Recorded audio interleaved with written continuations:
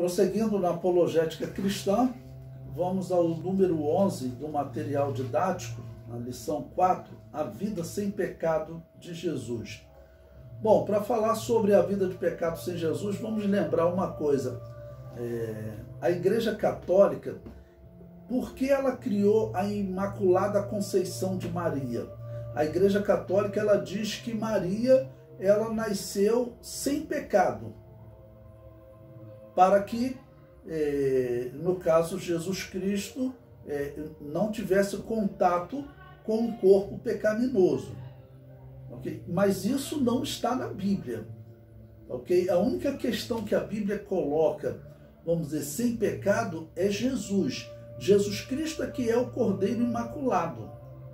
Porque, você observe, é até ilógico, se Maria nasceu sem pecado, Deus fez o milagre de Maria estar no ventre da sua mãe e não receber pecado da sua mãe.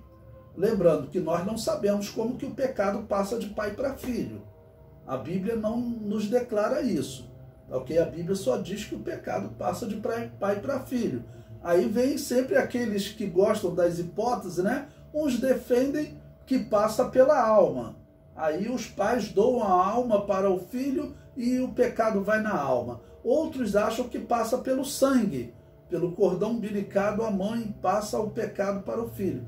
Nós não temos como saber isso, então não precisa nem especular, né? Ok? A Bíblia só diz que nós herdamos pecado dos nossos pais. Como isso acontece, a Bíblia não declara. Ok? Eles declaram isso para dizer que Jesus Cristo não deveria ter cordão umbilical para ele não receber o pecado de Maria. Nós simplesmente não sabemos como o pecado passa de pai para filho. A única coisa que nós sabemos é Deus operou alguma coisa de maneira que Maria, mesmo tendo pecado, ela não transferiu o seu pecado para Jesus. Porque a Bíblia em nenhum momento defende que Maria nasceu sem pecado, que ela seja imaculada, que não tenha pecado, né? O Cordeiro Imaculado está profetizado, é Jesus, mas não existe nenhuma profecia com a mãe do Cordeiro Imaculado. Bom, então, primeiramente, falando da vida sem pecado de Jesus, 1 Pedro capítulo 2, versículo 22 diz: o qual não cometeu pecado, nem na sua boca se achou engano. Então, isso, claro, o apóstolo Pedro está falando, porque é fundamental, porque a profecia falava de um cordeiro imaculado. E o sacrifício para salvar a humanidade, ele deveria ser de um cordeiro imaculado. E o único que poderia ser um cordeiro imaculado seria o próprio Deus. Okay? Os anjos não poderiam ser um cordeiro. Mesmo os anjos que não tinham pecado, eles não poderiam ser esse cordeiro. Okay? Então, o único que poderia ser um cordeiro imaculado era o próprio Deus. Os animais não eram imaculados. O pecado já havia contaminado tudo. Okay? Até o céu onde habitam os anjos, a Bíblia diz que terá que ser criado um novo céu, porque esse céu também foi contaminado. Ok?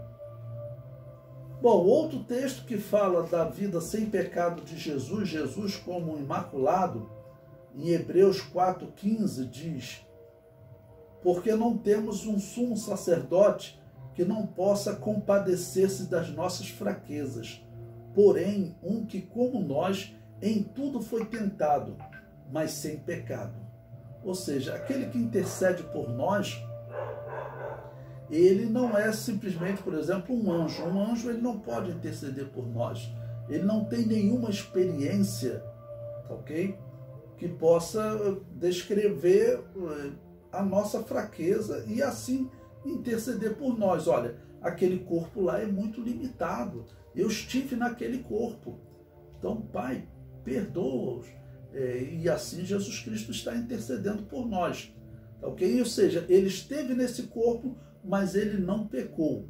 Então Jesus Cristo, ele não era um homem 100% igual a eu e você, no sentido dele não ter pecado. ele ter nascido sem pecado. Essa é a diferença, mas ele está em um corpo igual ao nosso.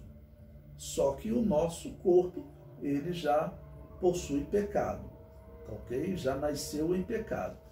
E 1 Pedro, capítulo 1, versículo 18 e 19, que diz: sabendo que não foi com coisas corruptíveis, como prata ou ouro, que fostes comprados, que fostes resgatados da vossa vã maneira de viver, que por tradição recebeste dos vossos pais, mas com o precioso sangue de Cristo, como de um cordeiro imaculado e incontaminado.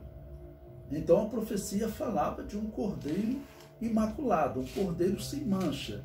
Em relação a José, em relação a Maria, principalmente em relação a Maria, já que Jesus foi formado no ventre de Maria, Jesus não teve nenhuma participação de José. Jesus, literalmente, ele não tinha um pai aqui na terra, ele só tinha uma mãe. Geneticamente, a parte genética de Jesus era todo de Maria. Hoje a ciência explica que a genética, ela diz a cor dos nossos olhos, nosso cabelo, até nossas questões de saúde, né, altura, uma série de coisas, tudo é passado pela genética. Jesus tinha a genética de Maria, ele não tinha a genética de José, ok? Bom, o que Deus fez para que Maria, que as igrejas evangélicas, a Assembleia de Deus, defende que foi uma mulher normal, uma santa mulher de Deus, uma mulher especial, temente a Deus, mas que nasceu como qualquer outra mulher nasce, tá ok? Herdando o pecado dos pais. A Igreja Católica que desenvolveu depois essa teoria da Imaculada Conceição, que Maria, ela também nasceu sem pecado. Isso não existe na Bíblia. Eles tiraram da tradição, ok? Então, o que Deus fez para que Jesus Cristo, mesmo herdando a genética de Maria, provavelmente tendo cordão umbilical, tinha que ter cordão umbilical. É claro que Deus é poderoso para, vamos dizer, gerar o seu filho sem um cordão umbilical. Porém, se ele era a semente da mulher, ele tem que ter o cordão umbilical. Essa era a mensagem de Deus. Ele era a semente da mulher. E o cordão umbilical é aquilo que transmite para o feto, né, para a criança, o código genético da mulher, a vida da mulher. Então, Jesus Cristo, ele tinha que ter herança de Maria. Jesus Cristo, ele se parecia fisicamente com Maria, ok? Porque a promessa é exatamente que ele seria a semente da mulher. Então, ele tinha que ter as características de Maria, ok? Pois bem, a outra palavra no Novo Testamento, que é importante para nós analisarmos essa questão da vida sem pecado de Jesus Cristo, é a palavra do apóstolo Paulo, que chama Jesus Cristo de o segundo Adão. E por que ele usa essa expressão? Porque nós podemos dizer que só 2 homens na história da humanidade viveram nesse corpo físico sem esse corpo existir pecado. Estou falando 2 homens, estou excluindo Eva, né? Falando de sexo masculino mesmo, tá bom? Claro que Eva também passou por essa experiência, mas então o apóstolo Paulo chama Jesus de o segundo Adão, porque também o primeiro Adão, ele foi criado num corpo sem pecado, e Jesus Cristo também. A diferença é que, infelizmente, o primeiro Adão acabou por pecar, e o segundo Adão, ele em nada pecou.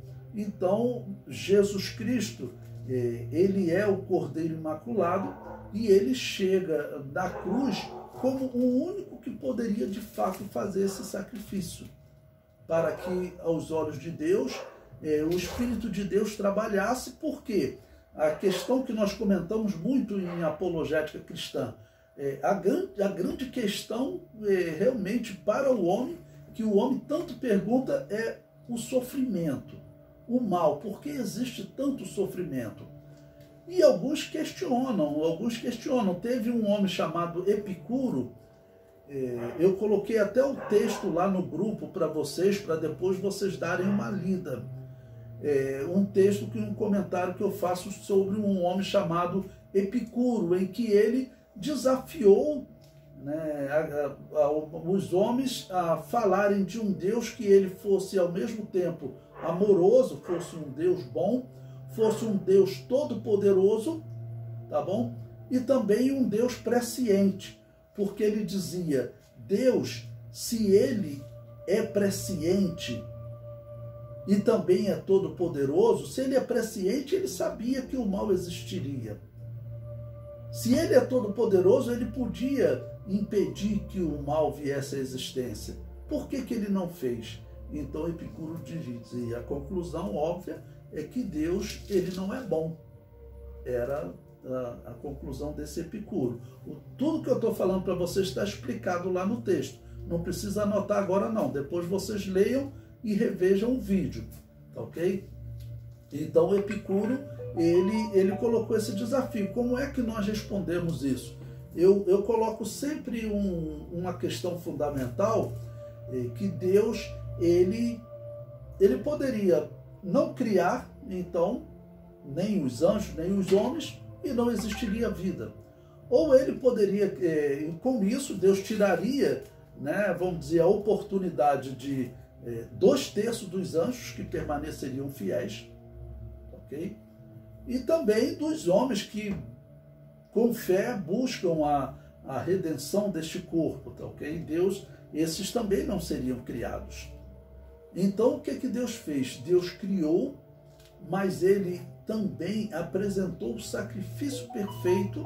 Ele seria o único sacrifício perfeito para sofrer na cruz, principalmente levando os pecados da humanidade, que nós dizemos que é o maior sofrimento de Jesus. Jesus sofreu com aqueles cravos, né, com os chicotes, com a coroa de espinho.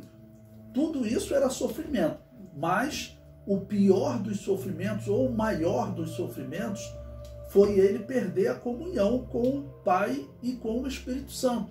Por isso que ele disse, Deus meu, por que me desamparaste? Ou seja, Deus sabia de todas as coisas, ele é presciente, ele também é todo-poderoso, ok? Mas também Deus é justo, porque Deus, ele poderia então só criar seres que iriam servi-lo, e ele não criaria nenhum ser que o desobedecesse. Mas isso seria uma manipulação da história. Uma manipulação da história. E eu comparo isso a um professor, em que ele fala o seguinte, olha, eu vou distribuir aqui um formulário para vocês fazerem uma avaliação, se vocês me querem como professor no próximo semestre. Mas vamos dizer que eu fosse presciente, então eu fazia o seguinte, olha, quantos alunos aqui tem? 30? E eu sabia que, por exemplo, nesse caso, eu sabia que só 10 pessoas me aprovavam como professor. Eu falava, olha, eu só tenho aqui 10 formulários, e entregava só para essas 10 pessoas. Então isso seria uma manipulação. E com Deus não existe manipulação, essa é a questão. Eu, como professor, se eu fizesse isso, eu estava manipulando a história. E em Deus não existe nada de errado. Deus não faria essa manipulação da história.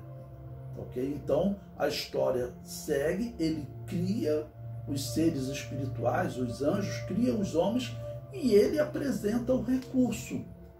Né? Ele, então, é o único que pode realmente apresentar esse recurso para que, a partir disso, o Espírito de Deus comece a operar de maneira especial aqui na Terra, gerando fé, okay? Em todos nós, até os dias de hoje, gerando fé, graças a esse sacrifício do Cordeiro Imaculado. Então, a vida de Jesus, isso é um dogma do cristianismo. É a segunda vez que nós falamos em dogma hoje, né?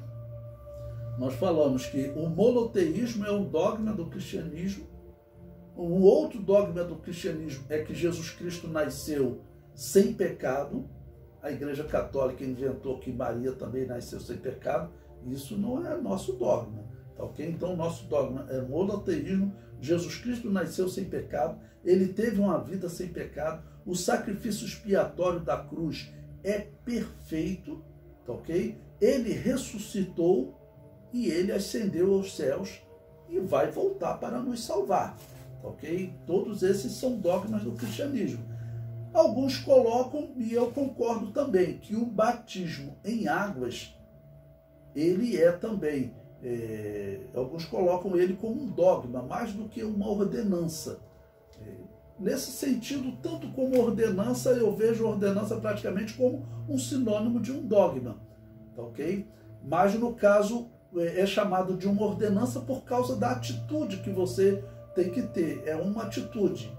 Okay? É uma doutrina estabelecida, mas é uma ordenança porque você tem que tomar essa atitude, né, de decidir batizar-se, de fazer essa confissão pública de fé.